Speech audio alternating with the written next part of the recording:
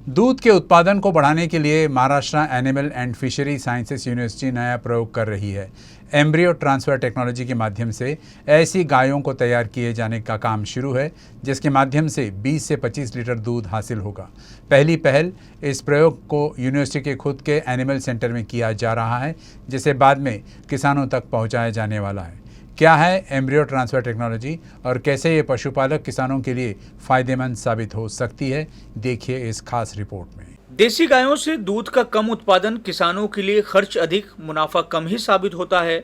दूध का उत्पादन बढ़ाकर कैसे किसानों को आर्थिक रूप से प्रगत किया जाए, इसे लेकर शुरू प्रयासों के बीच नागपुर स्थित Maharashtra animal and fishery sciences university ने एक नए और महत्वपूर्ण प्रोजेक्ट को शुरू किया है, जिसका मकसद किसानों की दूध से होने वाली आय को बढ़ाना है।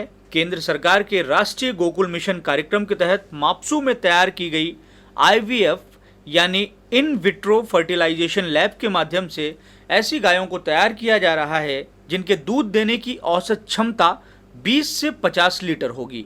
कैसे, आइए जानें। ये एम्ब्रियो ट्रांसफर टेक्नोलॉजी में अगर आपके पास कोई अच्छे नस्ल की गिर गाय है, सहीवाल गाय है, या अपने लोकल जो ब्रीड्स है, गौलो अच्छे दूध ज़्यादा दूध देने वाली गौलो है, या कुछ ऐसी गाय है, कांकरेज है, उससे हम एम्ब्रियो निकालते हैं और वो एम्ब्रियो को हम अच्छे बूल का सीमेंट, जिसकी माँ का एवरेज भी, दूध का एवरेज भी 10, 12, 15 लीटर है, ये दोनों को हम फर्टिलाइज करते हैं इन लेबोरेटरी। और वो फर्टिलाइज अंडा, जिसको हम बोलेंगे एग, उसको लेके हम डालते हैं कोई भी एक रेसिपिएंट फीमेल में, जो उसका पालन पोषण करेगी। उसका फर्टिलाइजेशन पे या किस पे कुछ फ़र्क नहीं पड़ेगा, सिर्फ हम उसको रेसिपिएंट करके पालन पोषण करेगी। और उसका जो बछड़ा होगा वो कम से कम माँ का एवरेज और फीमेल मेल का जो हमने सीमेन यूज़ किया है उसका एवरेज का दूध अगर वो फीमेल हुई तो देगा, इसकी गारंटी है। हम अभी आपके माध्यम से मैं आह्वान करता हूँ सब फार्मर्स को, नागपुर के आजू बाजू जो भी रहते हैं जिनके पास अच्छी नस्ल की गाय है, वो कृपया हमारे एम्ब्रियो ट्रांसफर टेक्नोलॉजी लेबोरेटरी जो हमारे हनुमान मंदिर के सामने हमारे फार्म पे हमने इस्टेब्लिश किया है, वहाँ आए, वहाँ के साइंटिस्टों से बात करें। अगर आपको कोई एम्ब्रियो चाहिए तो डेफिनेटली आपके दरवाजे पे आके वो एम्ब्रियो ट्रांसफ़र कर सकते हैं, या आपकी गाय यहाँ पे ला सकते हैं, जाके हम यहाँ पे उसको ट्रांसफ़र करेंगे। उसके बाद में जो भी बछड़ा होगा उसका दूध जो आज की गाय देने वाली है उससे नक्की ज़्यादा होगा, इसकी मैं आपको खातरी देता हूँ। दुग्ध उत्पादन को बढ़ाया जाए और इसका फायदा विदर्भ जैसे प्रदेश के किसानों तक सीधे पहुंचे, इसे लेकर माप्सू लगातार प्रयास कर रहा है।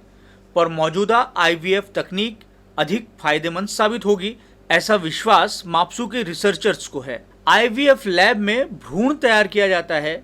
इस प्रक्रिया में अच्छे नस्ल के बैल के शुक्राणु का अच्छी नस्ल की गाय के स्त्री बीज का मिलान किया जाता है। इस मिलन के बाद तैयार हुए एम्ब्रियो यानी भ्रूण को साधारण देसी गाय के गर्भ में छोड़ दिया जाता है। इस सामान्य गाय से पैदा होने वाले बछड़े की दूध देने की क्षमता 20 से 25 लीटर की हो जाती है।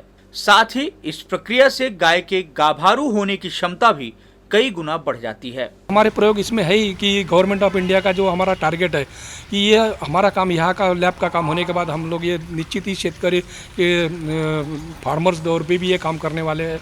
और वैसे एक हमारे एक शेतकरी अपने सुधीर जी दीवे, उनके फार्म पे ऑलरेडी ये काम चालू हो चुका है और उनके पास फार्म पे 17-18 बच्चे तैयार हो चुके हैं, जो हमने JK ट्रस्ट के सहयोग से किया है। अभी हम लोग खुद ही ये टेक्नोलॉजी अडॉप्ट कर रहे हैं और खुद ही एक टेक्नोलॉजी अडॉप्ट करके हमारे कॉलेज के प्रकल्प जो है पशु प्रकल्प पे और दीवे साहब के जो प्रकल्प पशु प्रकल्प है, जैसे ये दोनों प्रकल्प पे हम साथ साथ काम करेंगे।